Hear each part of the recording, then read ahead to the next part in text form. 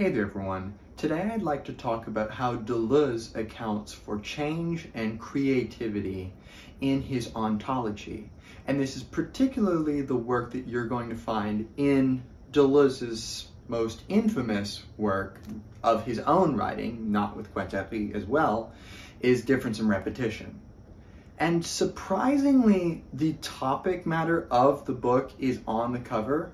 It is concerned with difference and repetition, but Deleuze is going to problematize both of those concepts to a significant degree, such that he makes some real groundwork in this field and really helps us understand ontology in a way that is unlike any other figure. So my goal here is going to be to take us through some of the problematics that have been presented in the history of ontology, the philosophy of being, and this is a very dense way of talking about the fundamental aspects of reality. It's some of the most exciting stuff philosophically for me, and hopefully this will give you a better idea of what is Deleuze trying to say. Because there's this common conflation of all the postmodernist philosophers together, of Baudrillard and Deleuze and Guattari and Foucault and Derrida, and all these guys are like lumped together. Deleuze in particular stands out to me as being particularly strong in his philosophical positions, particularly new and interesting, probably second to Foucault. But I think it's really important to know what Deleuze has to say and not listen to those people that just immediately write off Deleuze as like being too academic.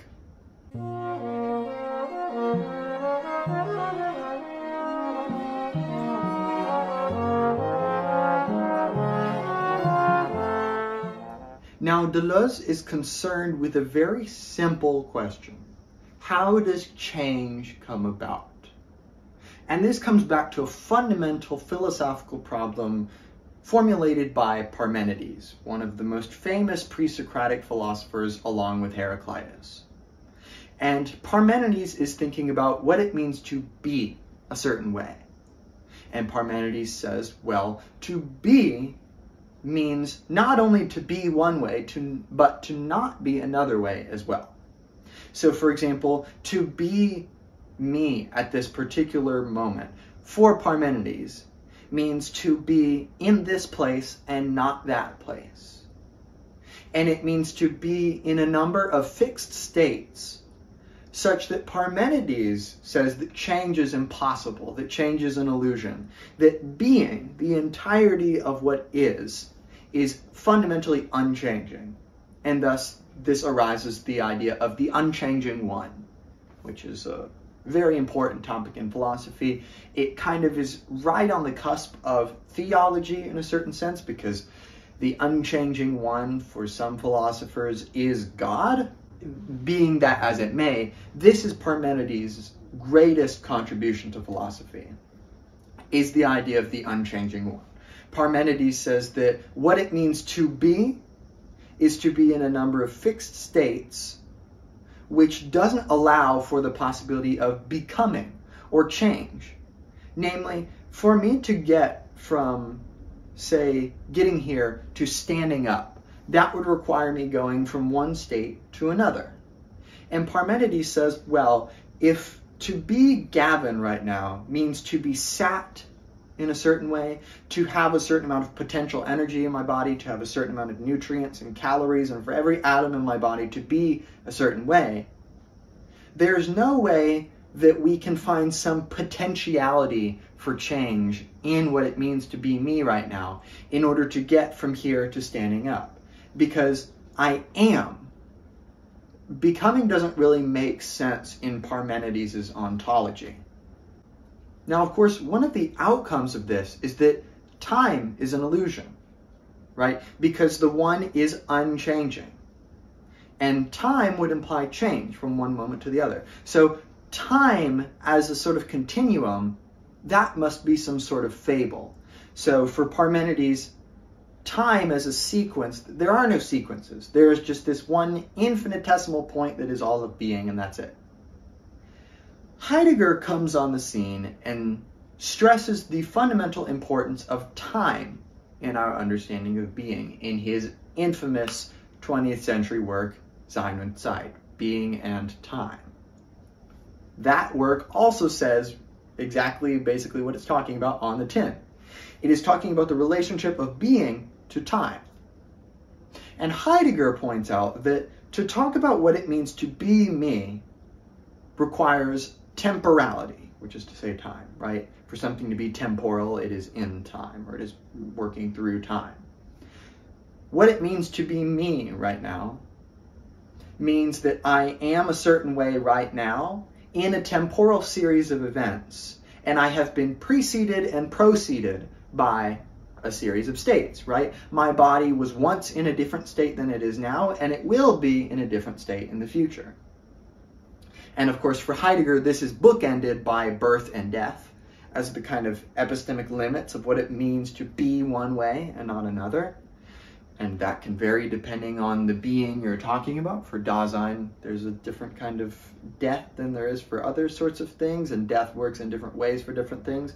But that's a whole exciting tangent, but a tangent nonetheless. But Heidegger's point is that we cannot talk about being, and thus as beings as well, as being timeless. Because time is a necessary correlate for any discussions of being. Being, again, with a capital B, meaning all that exists.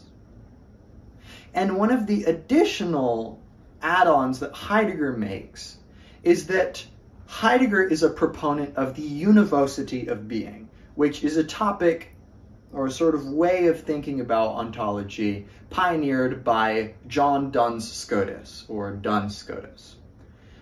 Duns Scotus has this idea of the univocity of being, which is basically that being speaks in one voice, as Deleuze and Guattari say in A Thousand Plateaus.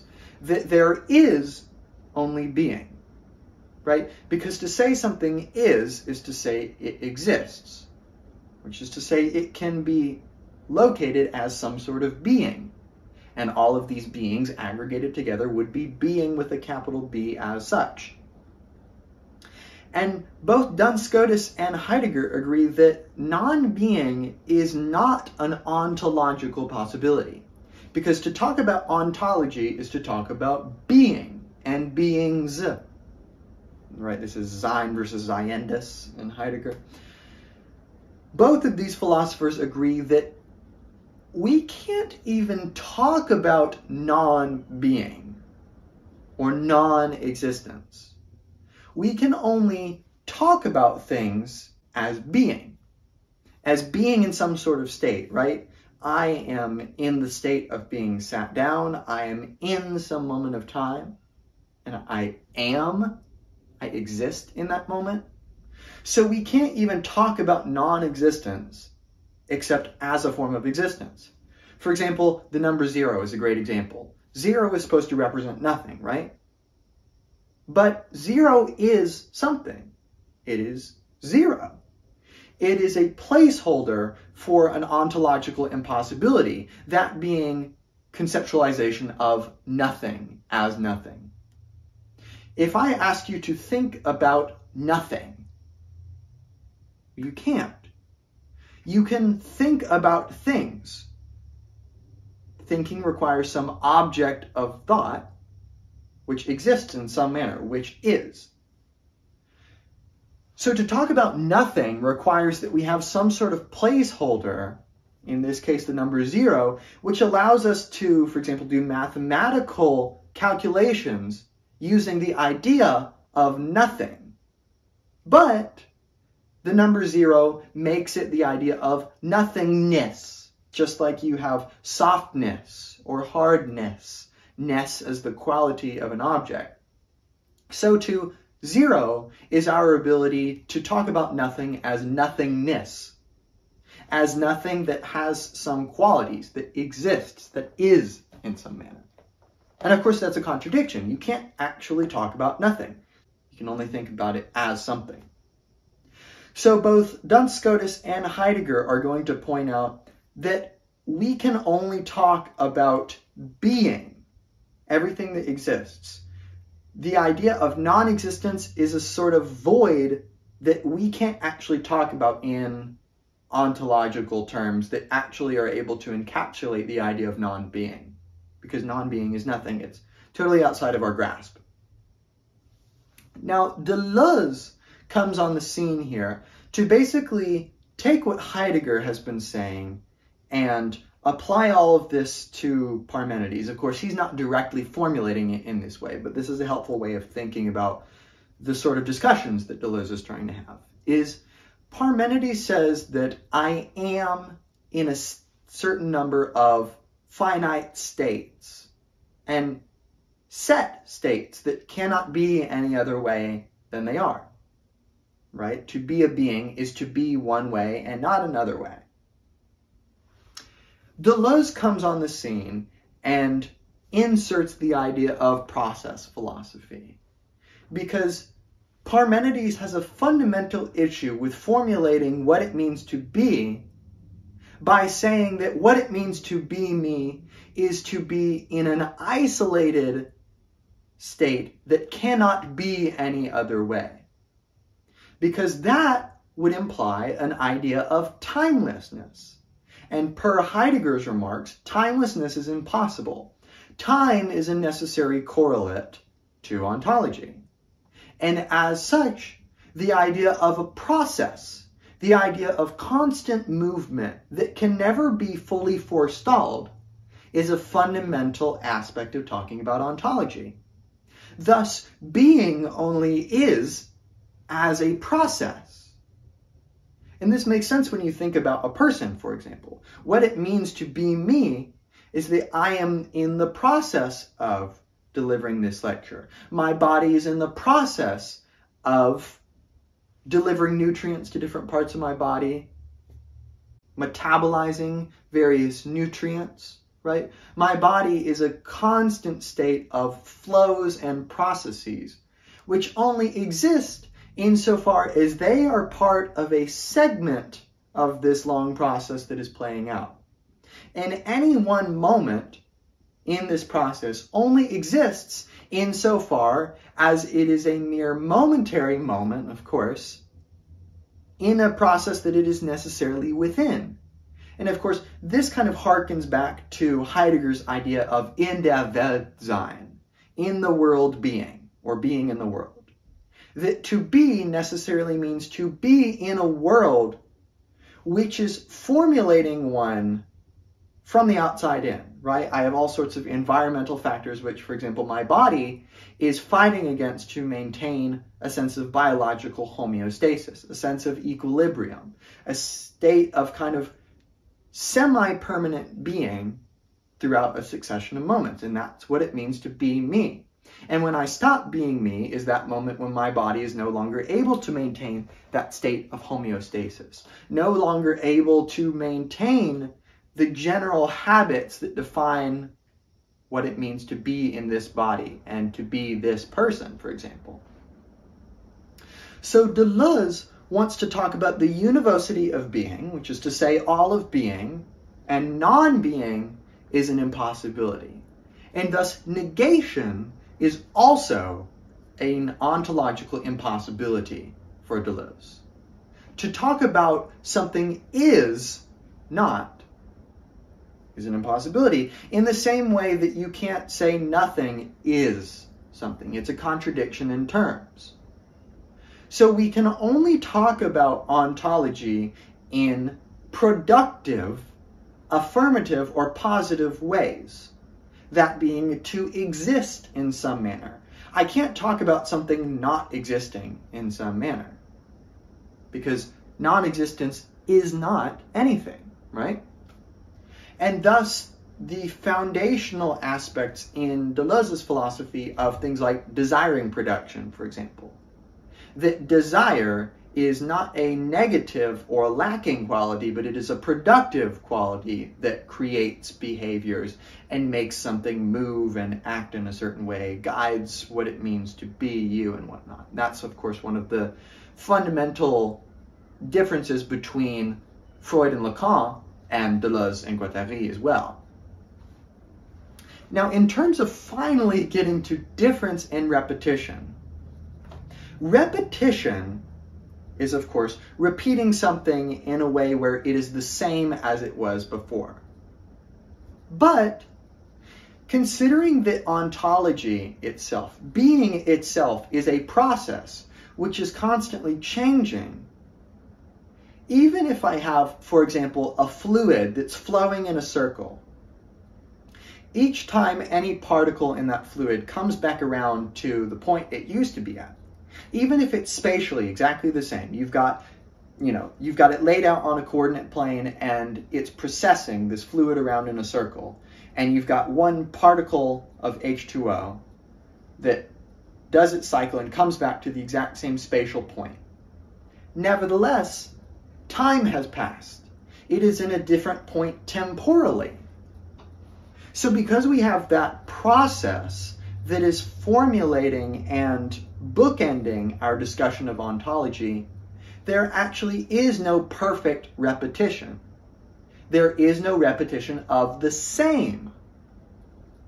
So for example, when this fluid is in the process of processing, even when it is repeating itself, it is only repeating this process insofar as this process continually repeats as different, as something different. Each of these particles is constantly engaged in a positive process, being a new way, creating a new state of affairs, which is different from the one before. And thus, difference, or becoming, or change, is what being is itself. Being is only insofar as it is a moment of a process that is constantly changing. And thus, Deleuze's formulation of Nietzsche's eternal return. This is how Nietzsche's eternal return is basically understood for Deleuze, is that the eternal return is the eternal return of difference, which is to say of change, as different. In other words, when a process like our processing fluid is repeating, it is changing only insofar as it returns to some same state which appears to be a repetition as a different state than it was before. Different spatially, different temporally, different in some affective aspect about what is going on in that system at that time. And thus, in difference and repetition, Deleuze's fundamental idea is that difference or change, which defines being itself, is not a universal process either, insofar as what we mean by universal is that it is some sort of law which is constant, that is imposed from some transcendent realm. No. That would be to fundamentally misinterpret Deleuze. Because, of course, you can't say that being is becoming, because that's to say it is almost always already something that it is not. It's in a sort of perpetual state of contradiction. And that wouldn't really make any sense. Deleuze's point is that ontology itself is a function of a process which is itself differentiating. And I've talked about this in my difference and repetition lectures, because this is a weird distinction between differentiation with a T and differentiation with a C. Differentiation is the ability of the process that is being as a whole, its fundamental property, to itself change. So, for example, everything that's occurring around me right now is becoming. It is changing. But it's not all changing in the same manner, of course. Things change at different rates.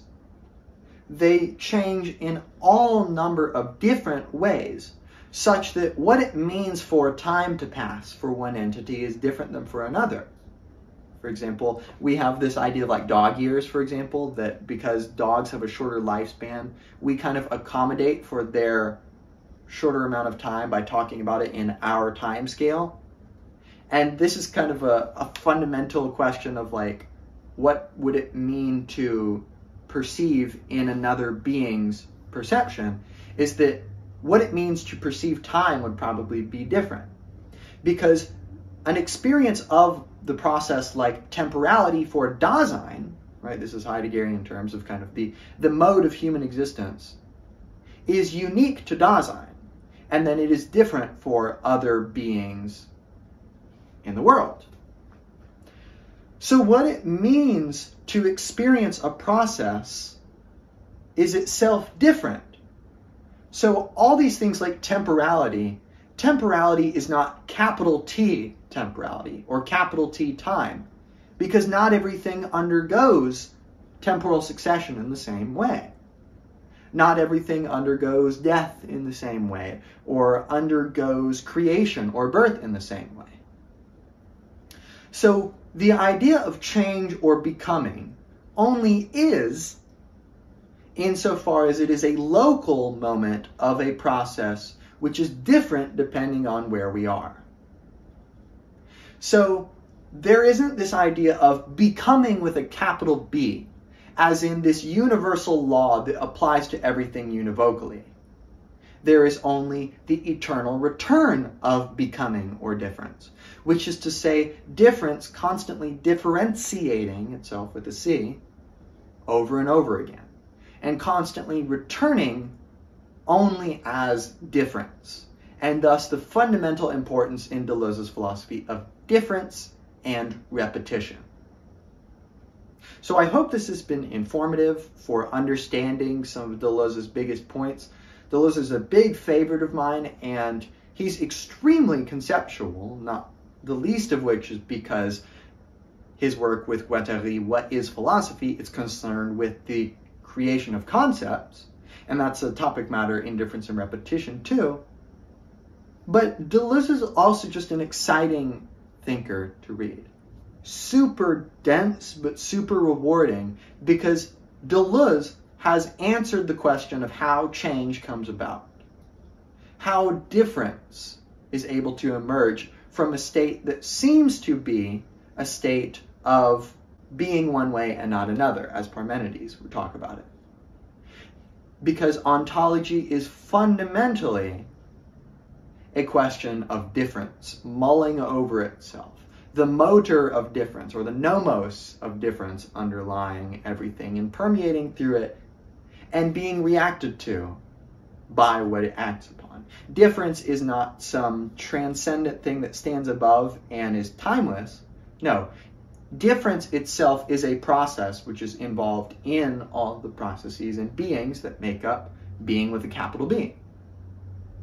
So I hope this has helped in some way. Check out any of my other lectures that I've done on postmodernism, German idealism, gender theory, other literature. Become a channel member for $5 a month and gain access to, among other things, a private philosophy Zoom, which you can tailor to your needs. Maybe you need help with some philosophical problem or some reading, especially like Deleuze, that's very confusing. I also have super thanks as an option if you just want to financially help out the channel, because books are not cheap. That's it for this lecture, and I'll see you in another one.